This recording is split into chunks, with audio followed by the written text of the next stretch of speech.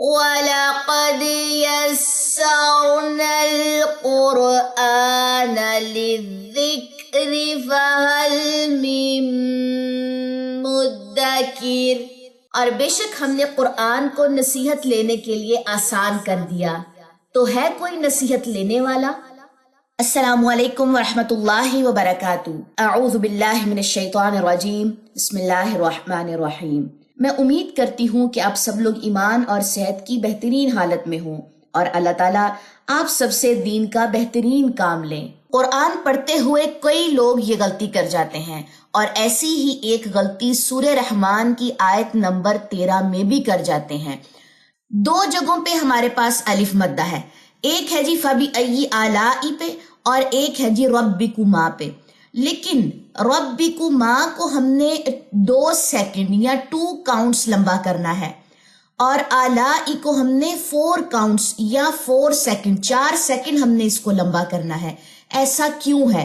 دونوں جگہوں کے اوپر ہے تو الف مدہ کا رول، لیکن ان کی ڈیوریشن زیادہ کیوں ہے؟ آج اس کی اصل وجہ جو ہے وہ جانتے ہیں۔ یہاں پہ الف مدہ کے بعد ہمارے پاس حمزہ ہے، اور اگر حروف مدہ کے بعد حمزہ آ جائے تو حروف مدہ کی مقدار 2 سیکنڈ سے 4 سیکنڈ کی طرف چلی جاتی ہے، یعنی کہ 2 کاؤنٹ سے 4 کاؤنٹس کی طرف۔ تو یہاں پہ آلا کی جگہ یہ کیا پڑھا جائے گا؟ آلائی،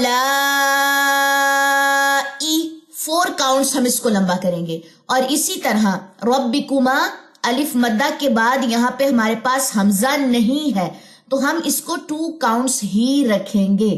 یہ بہت ہی ایک آسان سا کہلے میتھڈ ہے، اگر سمجھ آ گیا تو سورہ رحمان میں آپ کو پتا ہے کہ فَبِأَيِّ آلَاءِ رَبِّكُمَا تُكَذِّبَانِ کتنی دفعہ آیا ہے، اور اگر ہر دفعہ ہم ایک ہی غلطی کو رپیٹ کریں گے تو ہم گناہگار بن جائیں گے۔ تو اس کو ذرا ایک دفعہ میرے ساتھ پڑھیے، فَبِأَيِّ آلَاءِ رَبِّكُمَا تُكَذِّبَانِ۔ میں امید کرتی ہوں کہ آپ سب کو یہ جو پوائنٹ ہے یہ سمجھ آ چکا ہوگا، اور آئندہ آپ اس کی غلطی جو ہے وہ نہیں کریں گے۔ مجھے دے اجازت، انشاءاللہ تعالی نیکسٹ ویڈیو میں ہماری ملاقات ہوگی۔ سبحانک اللہم و بحمدک، اشہد ان لا الہ الا انت، استغفرک و اتوب الیک۔ السلام علیکم ورحمۃ اللہ وبرکاتہ۔